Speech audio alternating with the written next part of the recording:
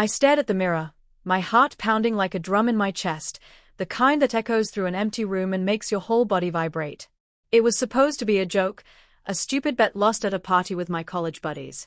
"Come on, Alex," they'd said, laughing over cheap beer and pizza. "If you lose this round of poker, you have to spend the entire weekend dressed as a girl. Full commitment, makeup, clothes, the works." I rolled my eyes, confident in my hand. But fate, or maybe just bad luck, had other plans. I lost. Spectacularly. And now, here I was, in my sister's apartment. She was out of town. Thank God, standing in front of her full-length mirror, wearing her clothes. Her curse, as I started calling it in my head. The dress hugged my body in ways I'd never imagined, the fabric soft and silky against my skin, a far cry from my usual jeans and t-shirts. My hands trembled as I adjusted the wig she'd left behind from some Halloween costume, long auburn waves cascading down my shoulders. Makeup? I'd watched a quick tutorial on my phone, smearing lipstick and eyeliner like a kid with finger paints. But the reflection, it wasn't me. It was her. Or someone like her. A girl staring back with wide, terrified eyes. "This can't be real," I whispered to myself, my voice cracking. What if someone saw me? What if this weekend changed everything? The fear gripped me, cold and unyielding, but beneath it, a tiny spark of curiosity flickered. What would it feel like to step out like this? Just for a weekend. Just to honor the bet. Little did I know, this curse was about to unravel me in ways I couldn't fathom. The shock hit me hardest that first morning. I'd woken up early, the sun filtering through the blinds, casting striped shadows on the bed. I'd slept in the dress, too exhausted from the late-night transformation to change. Rolling over, I caught sight of myself in the bedside mirror, and my stomach dropped. The makeup was smudged, like a watercolor painting left out in the rain, but the outline was there, softer features, fuller lips painted red, eyes framed in black liner that made them pop. I bolted upright, my breath coming in short gasps. Oh God, what have I done? I thought, running my fingers over the smooth fabric of the skirt. It was a simple sundress, floral print, knee-length, nothing outrageous, but on my frame, it felt alien. I stood, wobbling a bit in the low heels I'd borrowed from her closet. They pinched my toes, a constant reminder of the unfamiliarity. I paced the room, the swish of the dress against my legs sending shivers up my spine. Curiosity warred with panic. I touched my face, feeling the foundation I'd applied, smooth and foreign. "This is ridiculous," I muttered, but I couldn't tear my eyes away. Part of me wanted to rip it all off, scrub my face clean, and pretend the bet never happened. But the guys had made me promise, photos or it didn't count. And deep down, maybe I was intrigued. What if I could pull this off? What if, for just 48 hours, I lived as someone else? The thought terrified me, but it also thrilled me in a way I couldn't explain. I glanced at the clock, 9 a.m. The weekend had just begun. I had to eat, right? But stepping out? No way. Not yet. I raided the fridge, making toast in the kitchen, every movement amplified. The click of heels on tile, the way the dress flowed with each step. It was distracting, invasive. By noon, boredom set in. I sat on the couch, scrolling my phone, but my mind kept drifting back to the mirror. I stood again, practicing poses, tilting my head, trying a smile. It looked natural? No, that couldn't be. But the seed was planted. This curse, her clothes, they were pulling me in. As the day wore on, the disruption to my normal life became impossible to ignore. I wasn't just lounging around. I had errands. Stupid, everyday things that suddenly felt monumental. My phone buzzed, a text from my best friend, Mike. "Dude, how's the bet going?" "Pics or it didn't happen." I groaned, staring at the screen. I couldn't back out now. But first, I needed groceries. The apartment was bare, and hunger gnawed at me. "Okay, Alex," I told myself, "just a quick trip to the corner store. In and out." I fixed my makeup as best I could, blending the eyeshadow, reapplying lipstick. My hands shook, but it looked passable. Heart racing, I grabbed a purse, her purse, and slipped out the door. The hallway was empty, thank heavens, but the elevator? Ding. It opened, and an older neighbor stepped in. She glanced at me, smiled politely. "Good afternoon," she said. I nodded, my voice caught in my throat. Did she see through it? The ride down felt eternal, my reflection in the mirrored walls mocking me. Outside, the city buzzed, people rushing by, cars honking. I kept my head down, but I felt eyes on me. A guy at the crosswalk did a double take. Was it the dress? The wig? My walk? I tried to sway my hips like I'd seen in videos, but it felt awkward, forced.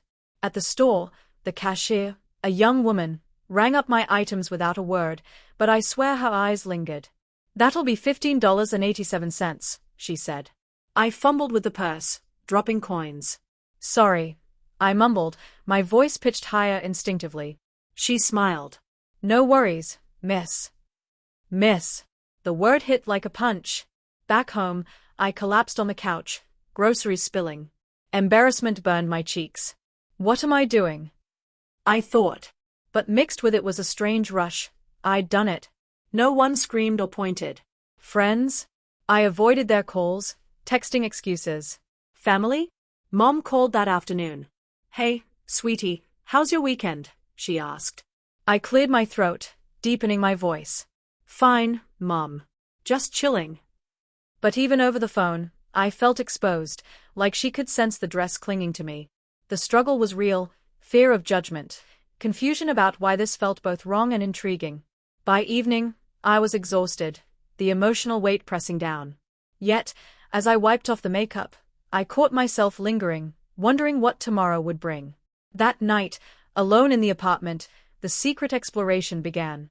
The lights dimmed, the city outside a distant hum. I couldn't sleep, my mind racing. "Just try it properly," I whispered to the empty room. Her closet was a treasure trove: dresses, skirts, blouses, lingerie. Lingerie? My cheeks flushed at the thought. I started small, a silk camisole, soft against my skin, the lace trim tickling. I slipped it on over nothing, feeling exposed yet curiously free. The mirror became my confidant. "Okay, let's do this right," I said, grabbing her makeup kit. Foundation first, blending it smooth, hiding the stubble I'd shaved earlier. Concealer under the eyes, then powder. My hands steadied with each step. Eyeshadow, smoky grays and silvers, blending with a brush that felt like a magic wand. Eyeliner, precise wings that made my eyes sharper, more alluring. Mascara, lengthening lashes I'd never noticed. Blush, a rosy glow on cheeks. Lipstick, deep crimson, outlining then filling, pursing my lips. The wig next, brushing it out, parting it to frame my face. I stepped back. Holy. The girl in the mirror was stunning. Not me, but her. Alex was gone. I experimented with voice, practicing in front of the mirror, softening my tone, adding lilts. "Hi, I'm Alexa," I tried, giggling at the absurdity. The sound was feminine, surprisingly natural. Behavior next, walking in heels, practicing graceful steps across the room. The click-clack became rhythmic. Empowering.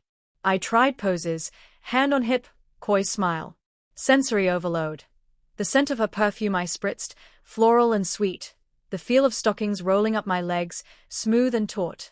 The weight of earrings clipping on. Internal thoughts swirled. This feels good. Why does it feel good? Curiosity bloomed into excitement. I danced a little, the dress twirling, laughter bubbling up. Small discoveries, how makeup hid imperfections, how clothes accentuated curves I didn't know I had. But embarrassment lingered. What if someone knew? By midnight, I was hooked, the private world intoxicating. This curse wasn't just clothes. It was a doorway to something buried deep. The next day, personal growth crept in through experimentation. Saturday morning, I woke with resolve. If I'm doing this, let's go out, I decided. Not just the store, a real outing. The park first, safe and open. I chose a casual outfit, jeans, her skinny ones, a blouse, flats. Makeup subtle, wig styled in a ponytail. Stepping out, anxiety knotted my stomach, but excitement pushed me forward. At the park, people jogged, walked dogs. I sat on a bench, pretending to read a book from her shelf. A woman with a stroller smiled. "Beautiful day, isn't it?" she said. I nodded, voice soft. "Yes, perfect." Interaction 1, success. Confidence grew. I walked paths, feeling the breeze on my legs, the blouse fluttering. Strangers nodded, No stairs. Small victories, buying coffee from a vendor, 1 latte, please, in my practice tone. He called meme. Thrills surged. Afternoon, Boulder, a mall. Crowds terrified me, but I went. Browsing stores, touching fabrics, silks, cottons. In a dressing room, I tried a skirt, twirling privately. This fits, I thought, surprised. Interactions, a saleswoman helped. That looks great on you, she said. I blushed, but replied, thanks, I think I'll take it. Anxiety mixed with joy, heart pounding, but steps surer. Internal shift, comfort in this persona. Alexa wasn't just a bet, she felt real. Blending excitement with lingering fear, I returned home, bags in hand. The weekend was halfway done, but I wasn't ready to stop. Sunday brought the climax, the confrontation I'd dreaded. The guys texted, group hang at the bar tonight? Prove the bet. Panic. Hide or embrace. I paced, dressed in an elegant cocktail dress, black, form-fitting, heels higher. Makeup flawless, voice honed. I can't, I thought, but then, why not? The bar was dim, crowded. I arrived late, spotting them at a table. Deep breath. Hey, guys, I said, approaching, voice feminine but familiar. They stared, jaws dropping. Alex? No way. Mike burst out laughing. Tension spiked.